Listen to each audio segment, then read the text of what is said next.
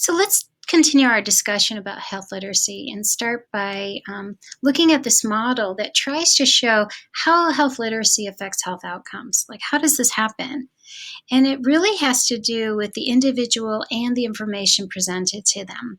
So, the individual capacity includes their own reading abilities and their prior knowledge in terms of vocabulary and even knowledge of healthcare that they come into maybe an appointment with. Another part of the model, the middle, is the complexity of the information provided to them. So here we've got the environment impacting on the person. So this has to do with print-related materials or materials that are spoken or information that is given in the spoken form, how complex and difficult they might be. Given the individual's capacity and then the information they're asked to deal with in terms of complexity, this leads to some constructs that we've talked about, whether they have new knowledge, positive attitudes about what they're learning, if they've gained some self-efficacy, and if they're willing to make a behavior change. This, if they have these, will hopefully lead to some improved health outcomes. Otherwise, if the information is not available to them in a non-difficult way, or if they have no capacity to begin with, health outcomes will not be improved by giving them information. And the information either needs to be changed or the individual needs some more education. But how do we assess health literacy? I mean, there's such loose definitions for it. There are individual levels and system levels, and these have to do a little bit with what was happening in that model that we just talked about. You can do things at the individual level. You can measure what's going on with the individual, such as looking at their behavior clues. So while it's not possible to predict low health literacy from a person's behavior or how they look, certain behaviors may indicate low health literacy, such as filling out forms incompletely or inappropriately, not being able to name medications or explain what they're for, not taking medications as prescribed, missing appointments, bringing someone to do reading for them, avoiding having to read in front of others by saying, "Oh, I forgot my glasses. I'll read this later," or "Let me take this home to read." Being quiet or passive, or clowning around or using humor to put off the point that they might not be able to read, or becoming very angry and demanding. Another way to assess health literacy is through screening questions. Screening questions may be used to estimate a person's health literacy, such as just asking them straight out, "How confident are you in filling out medical forms by yourself?" There's also measurement tools that have been developed to measure health literacy or to measure literacy. And common tools used for this really look at ability to read and ability to actually do numeracy skills, things that have them actually calculate some things that they'll need for their health. And we'll talk about this in a little bit. When we move to the right side of this little figure on this slide, we see measurement, system measurement. And that's, again, focusing beyond the individual to the printed or spoken information they're being asked to understand. So system measures assess the complexity or grade level pertaining to the health information provided. And this is really important, which is why I asked you to use the readability calculator to assess health information for this week's assignment. So I'd like to just give you some examples of measurements for health literacy. One of them is called the Test of Functional Health Literacy in Adults, and it's called the TOEFL. The TOEFL is used to assess adult literacy in the healthcare setting. So it's usually administered by a healthcare provider to determine the adequacy of their patients' reading and understanding of healthcare materials needed for their healthcare or health education. As a measure of functional health literacy, it assesses both numeracy and reading comprehension. And this is done by using actual health-related materials such as prescription bottle labels and appointment slips. And the scoring categories respond to a person being either inadequate, marginal, or adequate in terms of reading level or literacy level. Another common measure is called the Rapid Estimate of Adult Literacy in Medicine, or RELM. This is a 66-item health-related word recognition test. And the whole idea is to provide a reading level grade estimate for patients that read below a 9th grade level. So patients are given the words in an order of increasing difficulty. They receive 1 point for every word pronounced correctly. They just have to pronounce it correctly. And the possible range is 0 to 66.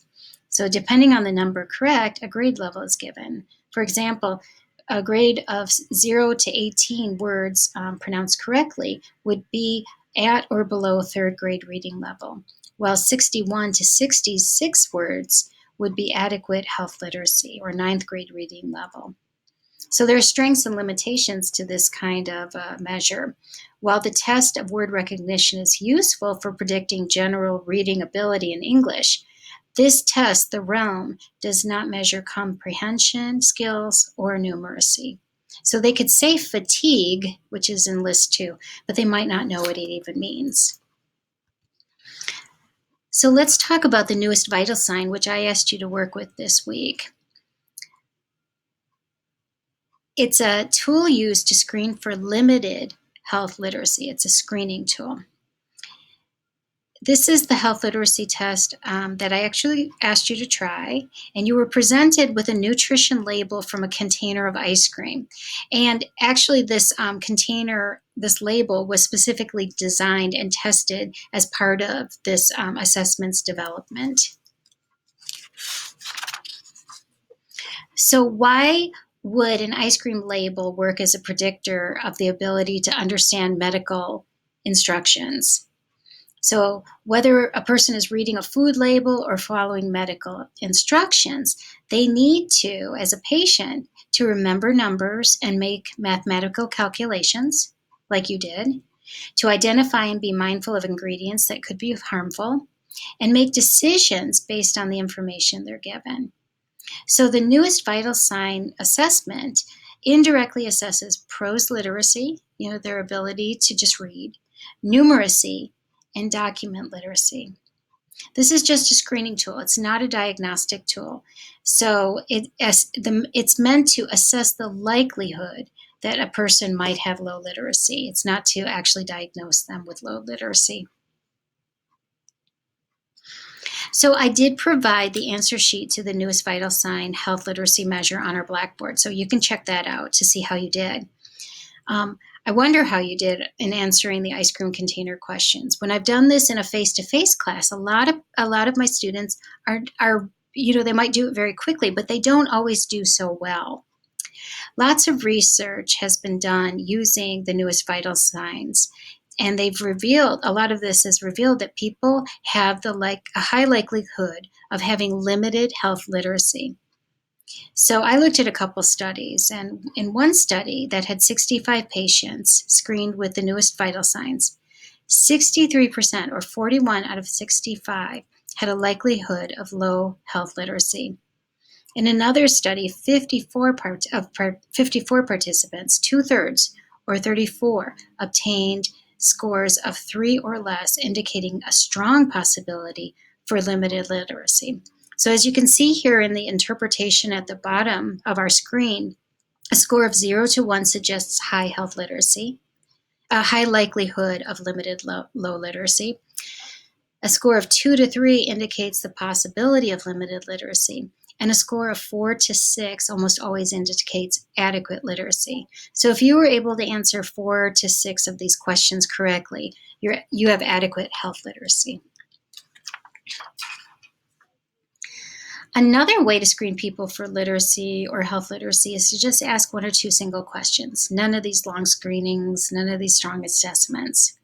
The strengths of doing this are that they're brief and practical for clinical practitioners, and a more direct assessment than the assessment of skills. Limitations of doing this are the high probability of false negative results. That is, people being labeled as having adequate literacy when actually they need help or assistance. And this may be because participants are not recognizing their own need for help with reading. They may feel ashamed and so not give you accurate information when you ask them a question, and they may not understand your questions. So examples of this are, how often do you need to have somebody help you when you read instructions, pamphlets, or written materials from your doctor or pharmacy? And another question you might ask is, how confident are you in filling out medical forms by yourself? So we've already talked about the fact that a lot of people have low literacy and lower health literacy. But how can we improve this? Some things can be done at a policy level beyond the individual. We should have a better education system. We could have better health classes in schools. And we could diagnose and treat head injuries, learning disabilities, and mental health problems.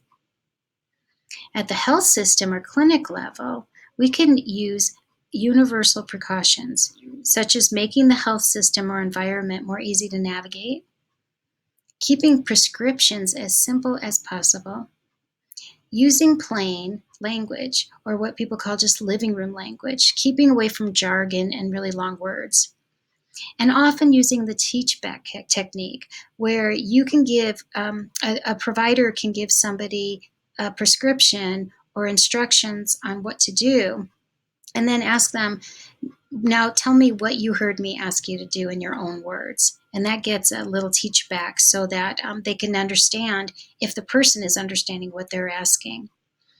For the patient, you can leave them with charts and pictures as reminders. And there's also something called the Ask Me 3. The Ask Me 3 is a campaign that encourages patients to ask and providers to answer 3 questions that are important during a health visit. What is my main problem? What do I need to do? And why is it important for me to do this? Making sure that patients really understand their problem, what they need to do, and why it's important is a real road to increasing health literacy, making sure that they're able to really understand what's going on with them and what they need to do to help their situation.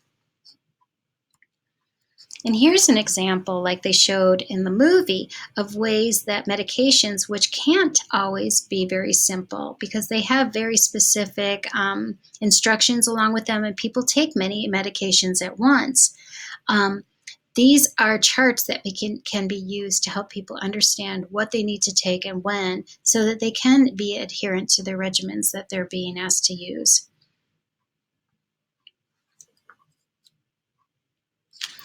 So finally, I just want to end by talking about the grade level of what is written. This is that system level assessment that we were talking about in the chart earlier. I asked you to look at readabilityscore.com and just find a passage that was on a public website for health information, paste it into the screen, and measure the readability. So I did this from the Centers for Disease Control about flu, influenza, and flu, and why it's important. And the readability rating was a C, meaning that it used too many words, and that they needed to be replaced with shorter alternatives. And the grade level on this was almost 11th grade, when we've already said that a lot of people are reading at either the 8th grade or even the 5th grade reading level. So that's an important thing to use, even if it's not just health information. When I'm doing research, I always put my consent forms into the readability score calculator, just to make sure that when I'm working on research, my participants truly, truly understand what they're being asked to do and what they're signing on for. If I find that the readability score is way too high, we need to adjust the form so that it goes to a grade level that's appropriate to the people that I'm working with. So I'm going to end here. Again, I think that health literacy is one of the most important things we can talk about in terms of health, healthcare, health prevention, and health psychology. Unless people really understand what is going on with themselves, their loved ones, and what they need to do, health issues are going to be exasperating. We're at a time where people are growing older and our healthcare system is being stretched way too far. And so a lot of health is being healthcare is being conducted in the home. So we have to make sure that we're really taking care of making sure that people really understand what they need to do for themselves and their loved ones.